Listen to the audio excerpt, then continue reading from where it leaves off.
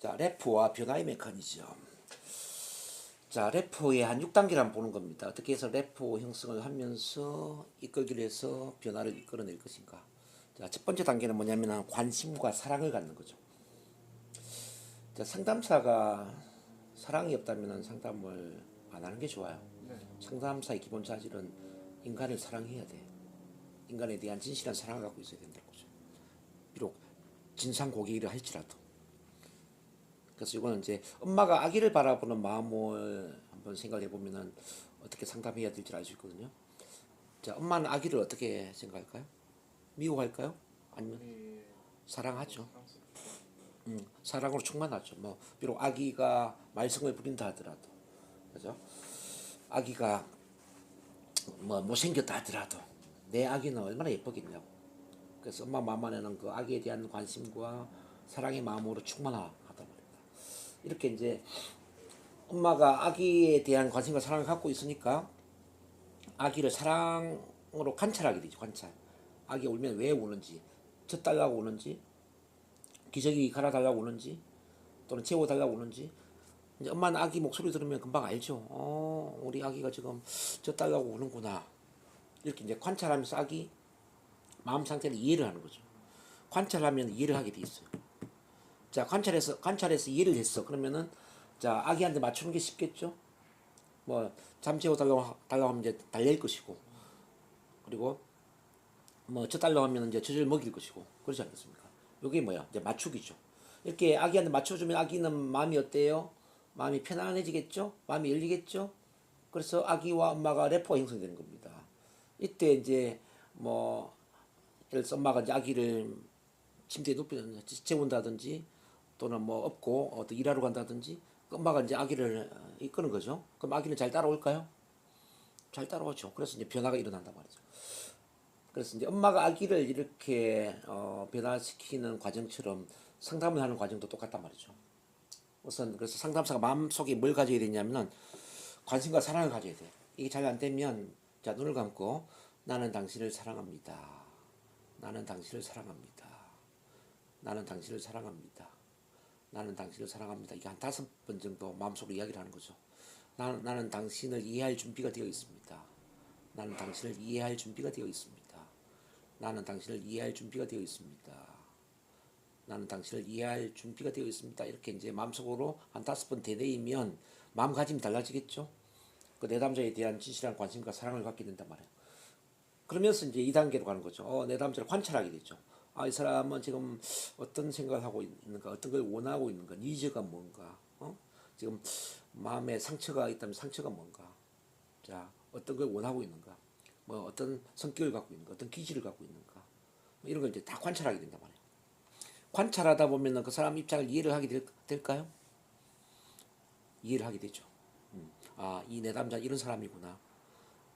자, 내담자 입장에서 생각한단 말이죠. 이렇게 이제 내담자를 관찰해서 충분히 내담자가 어떤 유형의 사람인지를 이해를 하게 되니까 바로 이제 맞추기. 내담자에 맞추어서 대화하는 게 가능하겠죠. 뭐 신체 언어도 맞추고, 음성 언어도 맞추고, 내용 언어도 맞추는 겁니다. 모든 걸 맞춰주는 거지. 같은 눈빛, 같은 표정, 같은 자세, 같은 호흡, 같은 목소리 톤, 같은 말하는 속도, 이걸 다 맞추는 거지. 그리고 뭐 내용은 뭐 어떤 뭐 다 맞춰주는 거죠. 이렇게 맞춰주면은 어때요? 마음이 열릴까요? 닫힐까요? 마음이 열리죠. 마음이 열리는 상태를 뭐라고 그랬어요? 4단계 래포가 형성되었다, 이렇게 이제 보는 겁니다. 이렇게 마음이 열리게 되면 그 다음 단계에 우리가 이끄는 거죠. 이끌기를 해.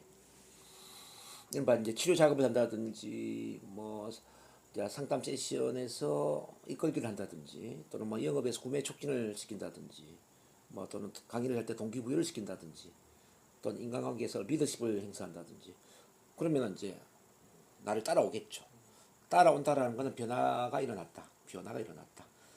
이른바 원하는 성과를 이루었다, 이렇게 보는 거죠.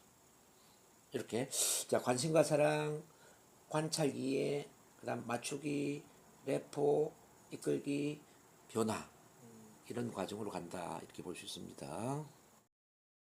자, 우리가 이제 상대방을 이해하고 상대방에 맞추기 위해서 필수적으로 좀 익혀야 될 게 경청.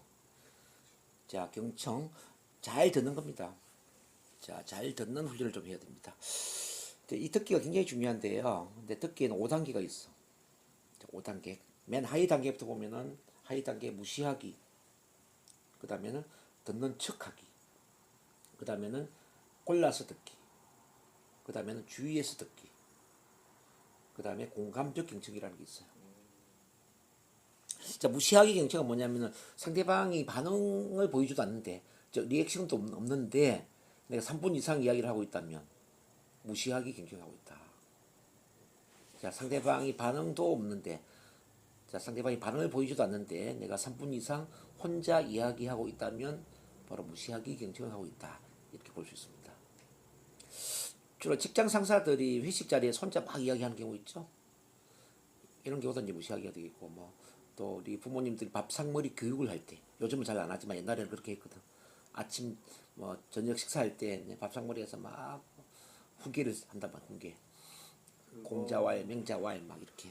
그것보다는 이제 요즘 그래서 이제 우리가 대화를 할 때도 내가 일방적으로 3분 이상 이야기를 하면은 상대방을 이제 무시하는 그런 경청을 하는 격이 되기 때문에 이제 리액션을 살펴야 돼요.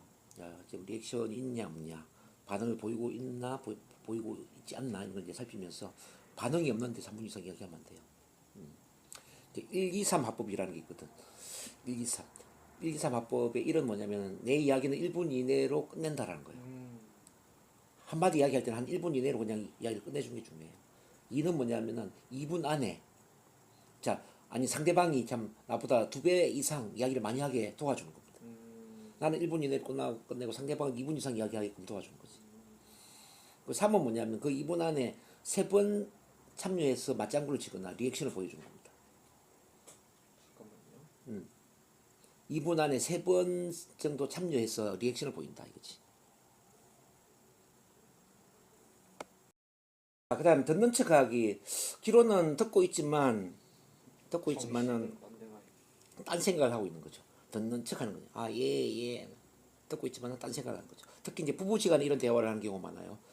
아내는 설거지를 하면서 어떤 이야기를 하고 있고 남편은 뭐 TV에 뭐 야구나 축구 경기를 시청하고 있는 거죠. 그래서 아내가 설거지하면서 막 이야기해요. 여보, 내일 우리 아들 유치원에 재롱잔치 있는데 같이 가야 되는 거 알죠? 이렇게 이야기하는 거지. 남편이 알았어, 그래 그래 이렇게 이야기를 해. 근성으로. 나중에 1시간 이후에 여보 내일 재롱잔치 가는 거 내가 아까 이야기했잖아. 이렇게 언제 그랬어? 이렇게 이제 딴 이야기를 하는 거예요. 그런 경우들이 많이 있단 말이에요. 또는 또 이렇게 이야기할 수 있겠죠. 내일 일요일 날 우리 그 쇼핑 가서 좀 맛있는 것도 먹고 우리 또 우리 아들 운동화가 다 떨어졌으니까 새 운동화도 사주고 그렇게 우리 내일 쇼핑 가는 거예요. 남편 알았어 알았어. 그러고 나서 이제 그 다음날 오늘 쇼핑 가야지 하는데 왜 쇼핑을 가? 이렇게 딴 이야기를 하는 거예요. 그러니까 듣는 척했지만 안 듣고 있었던 거죠. 이런 경우들이 굉장히 많아요. 자, 그게 이제 두 번째 이제 하위 단계, 2단계 듣기다 이렇게 보시면 되고요. 3번에는 콜라스 듣기. 대학 교수가 네? 아닙니다. 대학에서 애들이 맨날 하는 거 필요한 것만 듣고 봐. 이제 콜라스 듣기는 이제 선택적 경청이라고 하거든요. 선택적 경청. 이거는 관심 있는 거는 듣는데 관심이 없는 거는 안 듣는 거예요. 관심 있는 건 듣는데 관심이 없는 건 안 듣는다. 선택적 경청. 뭐 이건 어쩔 수가 없어요. 우리 두뇌의 용량이 한계가 있기 때문에 모든 걸 다 들을 수는 없거든. 그래서 이제 관심이 있는 부분만 이제 머리에 남고 나머지는 다 없어지는 겁니다. 자, 4번에 보면 주의해서 경청하기, 다른 말로 하면 집중적 경청이라고 그래요. 요거는 내용을 아주 집중해서 잘 듣는 겁니다. 마치 이제 통역을 하는 것처럼 녹음을 하는 것처럼 잘 듣는 거예요. 근데 문제는 뭐냐면은 자, 말하는 숨은 의도나 말할 때 기분 상태를 들어주지 못하죠. 자, 우리는 두 가지 차원의 커뮤니케이션을 하고 있다는 걸 이해를 해야 돼요. 두 가지 차원의 커뮤니케이션. 첫 번째는 표천 구조. 표천 구조는 입으로 말을 하고 입으로 말을 하고 뭐 눈빛으로 표정으로 신체 언어로 말을 하고 또 목소리의 특징들 말을 하는 이제 표정적으로 표현되는 이 언어를 표정 구조의 언어라고 그래요. 근데 우리 내면에 또 심층 구조의 언어가 있단 말이에요. 심층 구조. 심층 구조는 뭐냐면 말할 때의 어떤 숨은 의도라든지 말할 때 기분 상태라든지 이런 말을 할 때에 우리가 갖고 있는 그 마음 상태 있잖아요. 이걸 심층 구조의 언어라고 그래요. 이해되시나요? 네. 그래서 우리가 두 가지 차원의 커뮤니케이션을 해야 된다는 거죠. 표정 구조의 언어를 들으면서 이 사람이 어떤 의도로 저 이야기를 하고 있지, 저 말을 할 때 기본 상태는 어떤 상태지를 같이 이해를 하면서 들어야 된다는 거죠. 그런 점에서 우리가 공감적 연결을 해야 된다는 겁니다. 자, 예를 들어서 이런 경우를 한번 봐봐요. 매일 저녁 7시면 퇴근하는 남편이 있었는데, 네. 그래서 7시 되면 항상 집에 와서 저녁을 같이 먹었어요, 아내랑.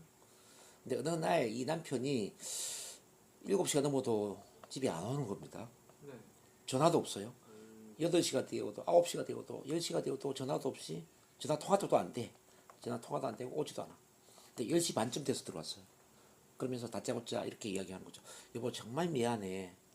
내가 핸드폰을 분실해가지고 핸드폰 찾으러 다닌다고 막 이리저리 다녔는데 결국 찾지도 못하고 이렇게 왔네. 정말 미안해. 이렇게 이야기하니까 늦게 온 남편을 뭐라고 할 수가 없는 거죠. 근데 아내는 이런 생각을 했어요. 그럼 당신 기다린다고 저녁도 못 먹었는데 배가 많이 고픈데 지금 10시 반이 넘어가지고 정상적인 저녁을 먹는 건 좀 힘들고 우리 치킨 한 마리 시켜가지고 맥주 한잔 하면 어떨까 하는 생각이 드는데요. 근데 치킨을 시키려면 이왕이면은 길 건너편에 새로 생긴 치킨집이 있던데 거기 한번 시켜볼까요? 이 이야기를 하고 싶은 거예요. 근데 이 이야기가 길잖아요. 그래서 이제 한마디로 툭 던진 게 여보 길 건너편에 치킨집 새로 생겼더라. 이렇게 한마디를 한 거지. 그러니까 남편이 만약 집중력 경청만 해서 내용만 들었으면 어떤 이야기를 할까? 그래, 뭐 치킨집 새로 생겼나 보네. 이렇게 끝날 수도 있겠죠. 근데 남편이 그 숨은 의도와 말할 때 기본 상태까지 다 들어준 거지. 심층구조 언어를 다 들어준 거죠. 그래서 남편이 이렇게 이야기하는 거죠. 당신 나 기다린다고 저녁도 못 먹고 배가 많이 고프겠네.